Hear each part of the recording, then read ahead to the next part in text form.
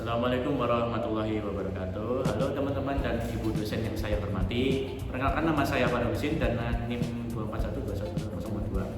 Pada video kali ini saya akan membahas sebuah topik yang sangat dekat dengan kehidupan kita sehari-hari, yaitu komunikasi politik di era digital antara informasi, pengaruh, dan demokrasi. Mungkin sebagian dari kita menganggap politik hanya berkaitan dengan pemilu.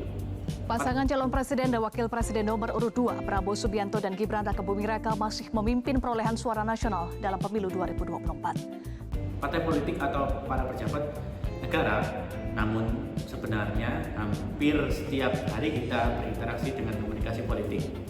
Ketika kita melihat berita tentang kebijakan pemerintah, menonton debat calon pemimpin, membaca unggahan politik di media sosial, bahkan ketika berdiskusi mengenai isu politik publik bersama teman, saat itulah komunikasi politik sedang berlangsung. Di era digital saat ini, komunikasi politik berkembang sangat cepat. Informasi dapat tersebar hanya dalam hitungan detik dan menjangkau jutaan orang secara bersamaan. Oleh karena itu, memahami komunikasi politik menjadi sangat penting agar tidak hanya menjadi penerima informasi, tapi juga mampu menjadi masyarakat yang kritis dan cerdas dalam menyikapi berbagai isu politik. Sebelum membahas lebih jauh, kita perlu memahami terlebih dahulu mengapa komunikasi politik sangat penting dalam kehidupan bernegara. Pada dasarnya, komunikasi politik adalah proses penyampaian pesan berkaitan dengan kekuasaan, pemerintahan, kebijakan politik, dan kepentingan masyarakat. Komunikasi politik menjadi penghubung antara pemerintah dan rakyat. Melalui komunikasi, pemerintah dapat menjelaskan berbagai kebijakan yang dibuat. Sebaliknya, masyarakat juga dapat menyampaikan kritik, aspirasi maupun harapannya kepada pemerintah. Bayangkan, jika tidak ada komunikasi politik, masyarakat tidak akan mengetahui program pemerintah dan pemerintah juga tidak akan memahami kebutuhan masyarakat. Akibatnya, proses demokrasi tidak dapat berjalan dengan baik. Karena itulah para ahli menyebut komunikasi politik sebagai salah satu unsur paling penting dalam sistem demokrasi modern. Dalam komunikasi politik terdapat beberapa pihak yang memiliki peran penting. Yang pertama adalah pemerintah. Pemerintah menggunakan komunikasi politik untuk menyampaikan kebijakan, program pembangunan, dan berbagai keputusan yang berkaitan dengan masyarakat.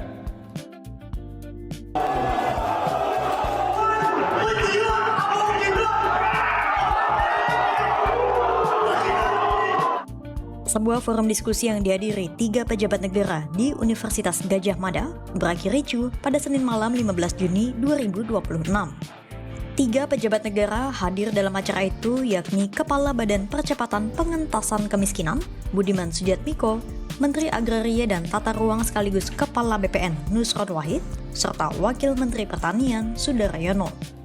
Lalu yang kedua ada partai politik. Partai politik berfungsi sebagai penghubung antara rakyat dan pemerintah. Melalui partai politik, aspirasi masyarakat dapat diperjuangkan dalam proses pemerintahan. Tribuners, tahu nggak sih mengapa di Indonesia perlu adanya partai politik? Ternyata partai politik memegang peran penting dalam sebuah negara demokratis seperti di Indonesia. Pasalnya, partai politik berfungsi sebagai wadah rekrutmen politik, pendidikan politik, dan sarana partisipasi politik masyarakat dalam mengembangkan kehidupan demokrasi. Yang ketiga adalah media massa. Media yang memiliki tugas menyampaikan informasi kepada masyarakat sekaligus mengawasi jalannya pemerintah. Sorotan lain, Saudara, Putra Presiden Prabowo Subianto, Ragowo Hedi Prasetyo atau Didit, menemui Presiden ke-7 Republik Indonesia Joko Widodo di Solo, Jawa Tengah, Kamis siang. Setibanya di kediaman Jokowi, Putra Prabowo, Didit Hedi Prasetyo langsung masuk tanpa menjelaskan tujuannya bertemu Jokowi. Pertemuan Didit dan Jokowi berlangsung tertutup selama kurang lebih 40 menit. Jokowi sempat mengantar Didit keluar namun tidak menjelaskan isi pertemuan dirinya dengan Putra Prabowo. Selanjutnya ada kelompok kepentingan, tokoh masyarakat, organisasi sosial, dan berbagai komunitas yang ikut berpartisipasi dalam penyampaian pesan politik. Dan tentu saja yang terakhir adalah masyarakat sebagai penerima sekaligus memberi tanggapan terhadap pesan-pesan politik tersebut. Seluruh aktor tersebut saling berinteraksi dan membentuk proses komunikasi politik yang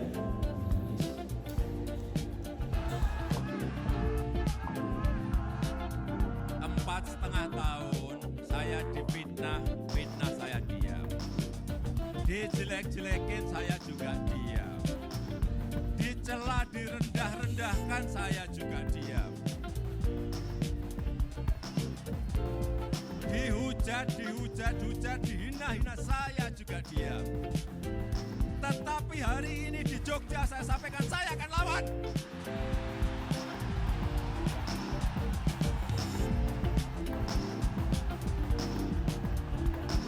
Ketika mendengar istilah pesan politik, banyak orang langsung membayangkan pidato para politisi.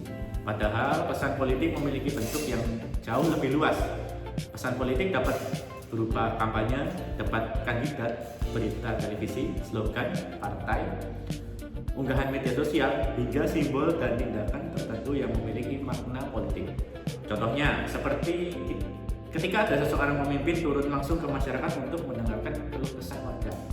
Tindakan tersebut bukan hanya aktivitas sosial, tetapi juga merupakan bentuk komunikasi politik yang bertujuan membangun citra kedekatan dengan masyarakat.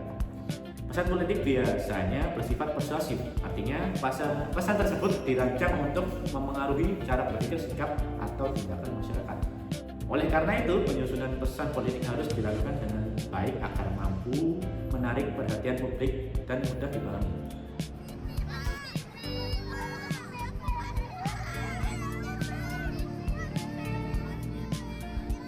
Ratusan pelajar di Kota Bandung, Jawa Barat tampak antusias menyambut kedatangan Presiden Prabowo Subianto.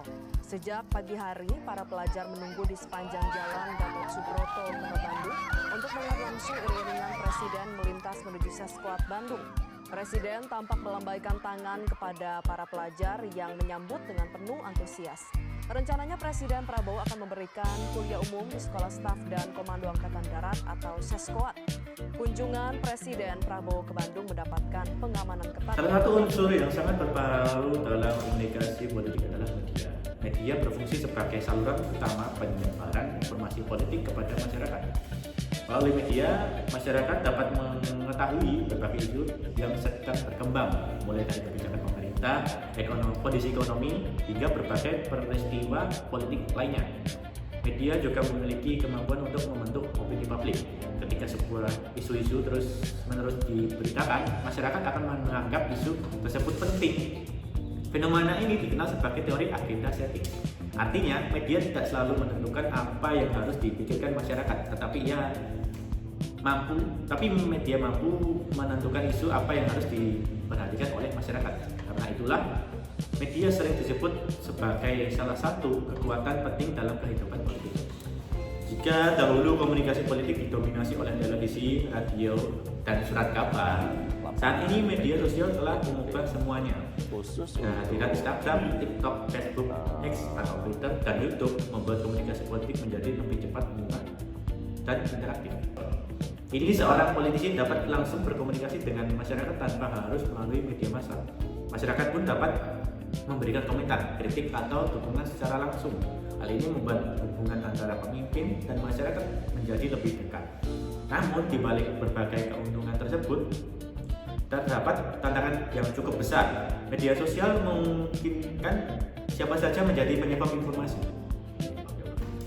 Media sosial memungkinkan siapa saja menjadi penyebar informasi. Akibatnya, informasi yang beredar tidak selalu benar dan terverifikasi. Kita sering menemukan hoax, disinformasi, propaganda digital, bahkan ujaran kebencian yang dapat mempengaruhi cara pandang masyarakat terhadap suatu politik. Oleh karena itu, kemampuan literasi digital menjadi sangat penting dalam kehidupan modern. Dalam upaya mendapatkan dukungan masyarakat, para aktor politik menggunakan berbagai strategi komunikasi. Salah satunya adalah retorika politik. Retorika merupakan kemampuan menyampaikan pesan secara menarik dan meyakinkan. Seorang pemimpin yang mampu berbicara dengan baik biasanya lebih mudah mendapatkan perhatian masyarakat. Selain retorika, terdapat pula strategi branding politik. Branding politik adalah upaya yang membangun citra tertentu di mata publik. Misalnya, ada tokoh yang ingin dikenal sebagai pemimpin yang sederhana, tegas, religius, atau dekat dengan rakyat. Citra tersebut kemudian diperkuat melalui berbagai aktivitas komunikasi, baik melalui media massa maupun media sosial. Strategi lainnya adalah political marketing atau pemasaran politik. Dalam konsep ini, kandidat politik diperlakukan seperti sebuah produk yang harus dipromosikan kepada masyarakat melalui strategi komunikasi yang terencana. Kompetisi film pendek ini menjawab kebutuhan anak-anak muda terutama yang sangat intens menggunakan media sosial, dan kita ingin media sosial yang ada itu dipakai untuk hal-hal yang produktif. Itu di sisi anak mudanya. Tapi di sisi partai kita ingin memberi satu contoh bahwa kita bisa melakukan kegiatan-kegiatan berbasis digital. Ini kan lomba film pendek ini diusulkan di media sosial, lalu berkomunikasi secara korespondensinya juga melalui media sosial. Komunikasi politik memiliki pengaruh besar terhadap perilaku masyarakat dalam menentukan pilihan politik. Informasi yang diterima masyarakat dapat membentuk persepsi terhadap seorang kandidat atau suatu kebijakan. Ketika masyarakat menerima informasi positif secara terus-menerus mengenai seorang tokoh, maka kemungkinan besar citra tokoh tersebut akan meningkat. Sebaliknya, jika informasi diterima bersifat negatif, maka persepsi masyarakat juga dapat berubah. Namun perlu dipahami bahwa perilaku memilih tidak hanya dipengaruhi oleh informasi. Faktor lain seperti pengalaman pribadi, lingkungan sosial, budaya, pendidikan, dan ekonominya juga ikut menentukan pilihan seseorang. Oleh karena itu, komunikasi politik merupakan salah satu faktor penting, tetapi bukan satu-satunya faktor yang memengaruhi keputusan politik masyarakat. Perkembangan teknologi yang semakin pesat membawa tantangan baru bagi komunikasi politik. Saat informasi dapat diproduksi dan disebarkan dalam jumlah yang sangat besar, di satu sisi kondisi ini memberikan kebebasan bagi masyarakat untuk memperoleh informasi. Namun di sisi lain, masyarakat juga menghadapi risiko informasi palsu, manipulasi opini, hingga polarisasi politik yang semakin tajam. Oleh karena itu diperlukan komunikasi politik yang etis, transparan, dan bertanggung jawab. Selain itu, masyarakat juga perlu meningkatkan kemampuan berpikir kritis agar tidak mudah terpengaruh oleh informasi yang belum jelas. Pada Undang-Undang Pemilu, namun KPU melakukan pembatasan akun dalam kampanye di medsos. Kalau aturan secara spesifik yang mengatur tentang kampanye melalui media sosial tentu tidak ada, tetapi oleh KPU pengaturannya dimasukkan di dalam peraturan kampanye tentang peraturan KPU tentang kampanye, gitu ya. Nah, di dalamnya mengatur metode-metode kampanye yang memang dibolehkan oleh undang-undang. Kalau di peraturan KPU itu kan ada pembatasan. Setiap peserta pemilu, entah partai politik, entah pasangan calon, entah calon DPD itu boleh memiliki akun resmi itu 10 per platform. Antisipasi kampanye hitam dan hoaks serta pelanggaran lain, Badan Pengawas Pemilu akan awasi ketat kampanye lewat media sosial. Pemblokiran akan dilakukan jika mendapati akun yang melanggar aturan. Media sosial sebenarnya kalau kita lihat dia 24 jam kan. Nah itu yang aturannya itu yang sampai sekarang karena zaman sekarang seperti itu ya terpaksa pengawasan juga 24 jam. Jadi selarangannya sama, fitnah, bohong, termasuk hoax ya kalau kita lihat di berita media sosial, kemudian juga meme-meme yang tidak sepatutnya misalnya ya mengganti gambar calon pasangan itu kan termasuk fitnah dan berita bohong. Dari pembahasan yang telah saya sampaikan, dapat disimpulkan bahwa komunikasi politik merupakan proses penyampaian pesan politik yang melibatkan berbagai aktor, media, dan strategi untuk mempengaruhi masyarakat. Komunikasi politik menjadi jembatan antara pemerintah dan rakyat sekaligus menjadi bagian penting dalam menjaga keberlangsungan demokrasi. Benar nggak? Benar. Di era digital saat ini, komunikasi politik berkembang semakin cepat melalui berbagai platform media sosial. Kondisi ini memberikan peluang yang besar untuk meningkatkan partisipasi masyarakat, tetapi juga menghadirkan tantangan berupa hoax, disinformasi, dan polarisasi politik. Ini betul iklan ya? Terus saya betul iklan ya? Ya buat kan ini? Gak tahu. Nah ya, lanjut. Sebagai generasi muda dan pengguna media digital, kita perlu menjadi masyarakat yang kritis, bijak, dan bertanggung jawab dalam menerima apapun menyebarkan informasi politik. Karena pada akhirnya kualitas demokrasi di suatu negara tidak hanya ditentukan oleh pemimpinnya, tetapi juga kualitas komunikasi politik yang berlangsung di dalam masyarakat. Saya, Farhanuddin, dengan NIM 241111042. Terima kasih atas perhatiannya yang diberikan. Wassalamualaikum warahmatullahi wabarakatuh.